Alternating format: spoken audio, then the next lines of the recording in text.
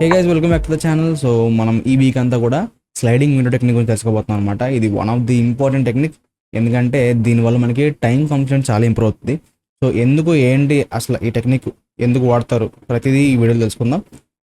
అయితే ఈ sliding window technique అన్నది మీ మీ అందరికీ మ్యాక్సిమం ఒక ఐడియా ఉండే ఉంటుంది. స్లైడింగ్ విండో, ఒక విండో ఉంటుంది చూసారా, ఇప్పుడు మనం స్లైడ్ చేసుకోవడం ఉంటుంది చూసారా, అవి ఇది చెప్పేది. సో స్లైడింగ్ విండో ఏంటంటే, imagine you're looking through a window that shows only a few items at a time. For example, మీరు ట్రైన్లో కూర్చున్నారు, విండోలోంచి చూస్తున్నారు. సో బయట మీకు ఒక 3 చెట్లు కనబడుతుంది అనుకోండి. మామూలుగా ట్రైన్ కొంచెం ముందుకు పోయింది అనుకో, ఏమైంది, ఒక చెట్టు ఎగిరిపోతుంది, ఆ తర్వాత ఇంకో చెట్టు అని ఉంటే అది మీకు కనిపిస్తుంది కదా. అర్థమైందా? సో ఆల్రెడీ ఒక చెట్టు బయటికి వెళ్ళిపోయింది, దాని పక్కన ఉన్నదాన్ని ఉంచారు. ఇక్కడ చూడు, ఫస్ట్ మీకు 3 కనిపించినాయి. 3 వాటిలో కొంచెం ముందుకు మూవ్ అవగానే ఫస్ట్ది విండో నుంచి పక్కకి వెళ్ళిపోయింది. ఈ ఈ 2 ఉన్నాయి కదా, దీని పక్కన ఇంకోటి వచ్చింది.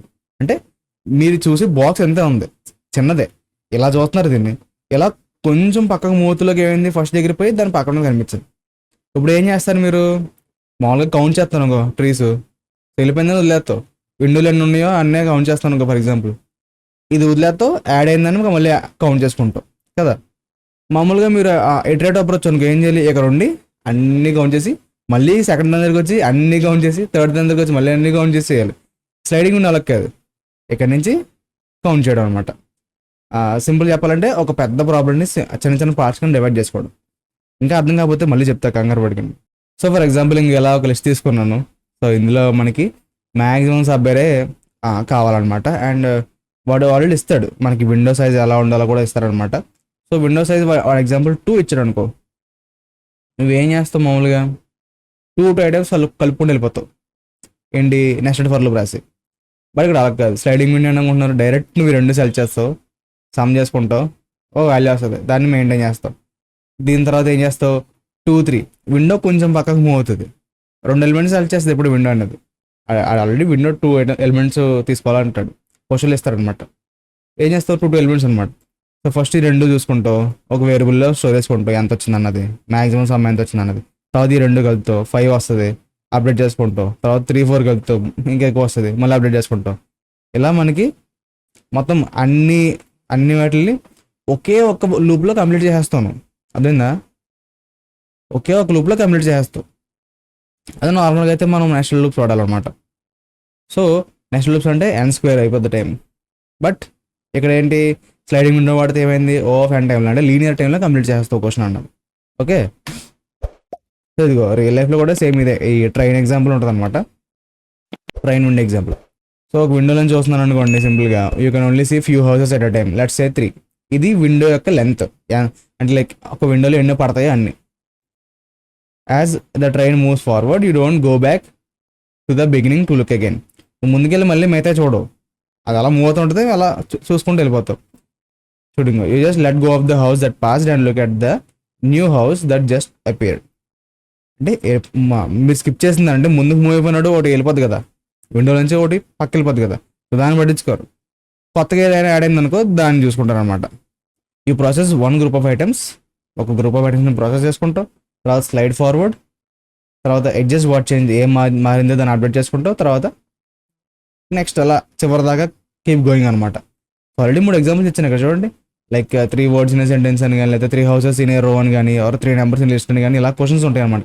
ఈ వీక్ అంతా మనం దీని మీద సాల్వ్ చేస్తాం. మీకు ఫుల్ క్లారిటీ వచ్చేస్తుంది స్లైడింగ్ విండో టెక్నిక్ అంటే ఏంటన్నది. సో కంగారు పడద్దు. సో ఇదిగో, ఎప్పుడు ఈ స్లైడింగ్ విండో టెక్నిక్ వాడాలి? The problem involves arrays or strings, things in a row అని కానీ ఇలాంటి క్వశ్చన్లు వచ్చినప్పుడు మనం ఈ స్లైడింగ్ విండో వాడచ్చు అనమాట. తర్వాత ఏంటి, working with a group of consecutive elements. Consecutive అంటే నెక్స్ట్ ఈచ్ అదర్ ఎలిమెంట్స్ అనమాట. సో అటువంటి క్వశ్చన్స్ వాడచ్చు. Find something like maximum minimum sum, length of something అంటే longest or shortest of string or sub array, ఇలాంటి క్వశ్చన్స్లో మనం ఈ sliding window technique అయితే వాడచ్చు అనమాట. n² కాస్త n అయిపోతుంది. ఓకే, టైం కాంప్లెక్సిటీ అంటున్నాను. ఇక్కడ చూడు, whether a certain pattern or condition is met, instead of checking every possibility from the beginning you just slide and update. అర్థమైందా? ఈ టెక్నిక్ ఎలాగా ఏంటి కోడ్ అంతా కూడా మనం రేపు చూద్దాం. ఇప్పటి నుంచి అలా కంటిన్యూస్గా కొన్ని క్వశ్చన్స్ అయితే ప్రిపేర్ చేశాను అనమాట. సో ఆ క్వశ్చన్స్ అయితే అన్ని ఒకటో సాల్వ్ చేద్దాం. అండ్ స్లైడింగ్ విండోలో మెయిన్ 2 రకాలు ఉంటాయి. ఇప్పుడు దాకా నేను ఏం చెప్పాను, విండో సైజ్ అనేది ఫిక్స్డ్గా ఉంటుంది. అంటే వాడు 3 ఇచ్చడంకో విండో సైజ్ 3 ఎలిమెంట్స్ సెలెక్ట్ చేయాలి, లేదా 2 ఇచ్చడంకో 2 ఎలిమెంట్స్ ఎట్ టైం సెలెక్ట్ చేయాలి. ఇది ఫిక్స్డ్. చూడంగో fixed size window. The size of the window is set and doesn't change. ఏం మారదు, మీరు ఎన్ని ఎలిమెంట్స్ అయినా సరే దాని సైజ్ 3 ఉంటుంది. ఇంకా find the highest average of 3 test scores in a రో.